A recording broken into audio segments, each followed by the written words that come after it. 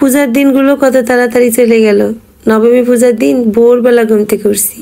ঘুম থেকে উঠে ঘরের সব কাজ শেষ করে স্নান করে আগে প্রথমে চলে গেলাম মন্দিরে মায়ের মুখটা দেখতে। মায়ের মুখটা দেখে ব্রাহ্মণ দাদার কাছ থেকে শুনে আসি যে নবমী পূজা কয়টায় শেষ হবে, অঞ্জলি কয়টায় দিতে পারবো। যে আমার বড় যাওয়া আসছিল মন্দিরে পূজার ফুল দিতে, তো ব্রাহ্মণ দাদার কাছ থেকে শুনলাম পূজা কয়টায় হবে শেষ।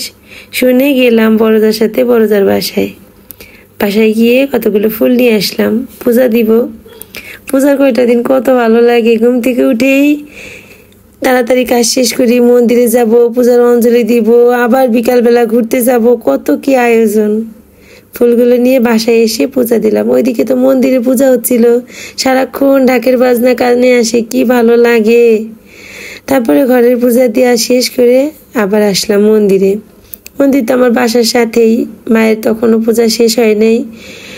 তো এসে অনেক সময় দাঁড়িয়ে দাঁড়িয়ে মায়ের পূজা দেখলাম। আমি প্রত্যেক দিনই অঞ্জলি দিই, তারপরে রান্না বাড়া করি ঘরে এসে। তো ওই দিন আবার দুপুরে রান্না বাড়া ঝামেলা ছিল না, আমি অনেক সময় বসে মায়ের পূজা দেয়া দেখলাম। তারপরে আমরা সবাই মিলে একসাথে অঞ্জলি দিলাম। আবার একটা বছর পরে দিনগুলো কত তাড়াতাড়ি চলে গেল।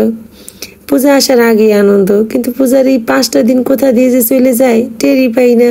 সকাল থেকে রাত কোন সময় যে পার হয়ে যায়। আনন্দের সময়গুলো আসলে ধরে রাখা যদি যাইতো, মন চায় আনন্দের সময়গুলো যদি ধরে রেখে দিতে পারতাম। আবার একটা বছর পরে মা আসবে, একটা বছরের অপেক্ষা। কে কেমন থাকবো, কে কোথায় থাকবো, কি অবস্থায় থাকবো, কেউ তো তা বলতে পারি না। তবে এবছরের পূজাটা আমার অনেক ভালো কেটেছে। মা বাবা ভাই বোন আত্মীয় স্বজন যে যেখানে আছে সবাইকে নিয়ে অনেক ভালো কেটেছে পূজা।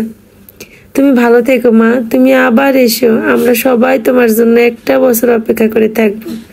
আগামী বছরটার জন্য এইভাবে মা বাবা ভাই বোন সবাইকে নিয়ে তোমার পূজায় আনন্দ করতে পারি। সবাই মিলে অঞ্জলি দেওয়া শেষ করলাম, আর অঞ্জলি দিয়ে তারপর বাসায় এসে আবার সুন্দর করে সাজুগুজু করে রেডি হইলাম।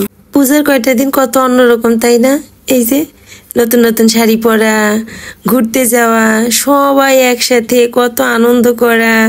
সকালে একটা নতুন শাড়ি, বিকালে একটা নতুন শাড়ি, ঘুরতে যেয়ে কত কি খাওয়া দাওয়া, সব কিছু যেন অন্যরকম। এই তো সুন্দর করে সাজুগুজু করে আসছি মন্দিরে নতুন একটা শাড়ি পরে। আমরা সবাই মিলে একটা জায়গায় যাব। তো নবমীর দিন দুপুরবেলা কি করলাম, আবার রাতে কোথায় কোথায় ঘুরতে গেলাম, আর এই সুন্দর শাড়িটা পরে আমাকে কেমন লাগছে অবশ্যই কিন্তু আপনারা কমেন্ট করে জানাবেন। আর নবমীর দিন দুপুরবেলা রাতের বেলা কোথায় কি করলাম সব কিন্তু আমি আপনাদের সাথে পরবর্তী ভিডিওতে শেয়ার করব। তো আজকের মতো ভিডিওটা এই পর্যন্তই। ভালো থাকবেন সবাই।